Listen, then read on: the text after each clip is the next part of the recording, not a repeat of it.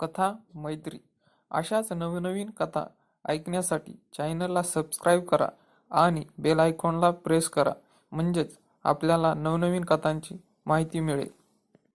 कथा मैत्री.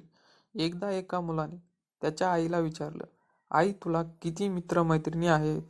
ती म्हणाली, असंख्य. तो म्हणाला, खरंच? हो बाबा, आहेत.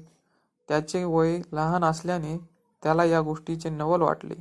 मग त्याच्या आईने त्याला विचारले, तुला किती मित्रमैत्रिणी आहेत? तो म्हणाला, थोडेच. मग त्याला तिने सांगितले की मित्राचं नातं हे खूप सुंदर असं नातं आहे. त्याला वयाची, धर्माची, जातीची, श्रीमंतीची, रंगरूपाची कुठलीच बंधनं नसतात. आपण अशा प्रकारे जास्तीत जास्त लोकांशी मैत्री केली तर आपल्याला आयुष्यात काहीही कमी पडत नाही. मी मैत्री करताना प्रत्येक व्यक्तीचा स्वभाव कसा आहे ते बघते. बाकीच्या गोष्टी माझ्या दृष्टीने गौण आहेत. मैत्री ही एकमेकांच्या विश्वासावर आधारलेली असते. जेव्हा आपण हक्काने काही गोष्टी एकमेकांशी शेअर करतो तेव्हा त्या बाबी फक्त आणि फक्त आपल्यापुरत्याच मर्यादित असतात. त्याचा इतर लोकांशी काहीही संबंध नसतो. म्हणूनच मैत्रीचा पायाच मुळी विश्वासावर अवलंबून असतो.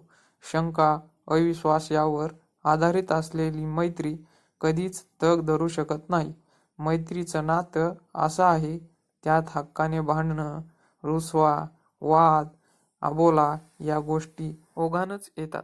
पण त्या गोष्टी जास्त ताणायच्या नाहीत. आपल्याला अंतर्यामी सुख मिळणारं एकमेव ठिकाण म्हणजे मैत्री. नुसतंच गोड गोड बोलणारी माणसं कधी धोका देतील सांगता येत नाही.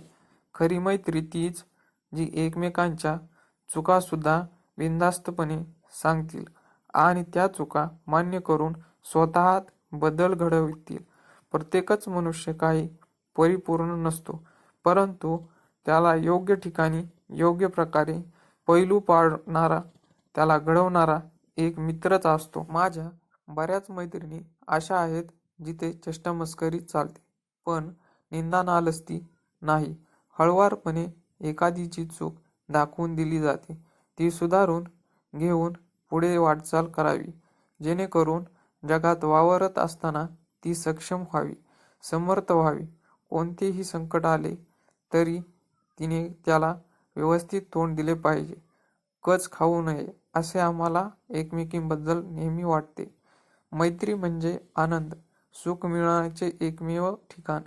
म्हणूनच माणसाने आयुष्यात संपत्ती भले कमी कमवावी, पण मित्रमैत्रिणी भरपूर कमवाव्यात, तरच आपले आयुष्य अधिकाधिक समृद्ध बनेल.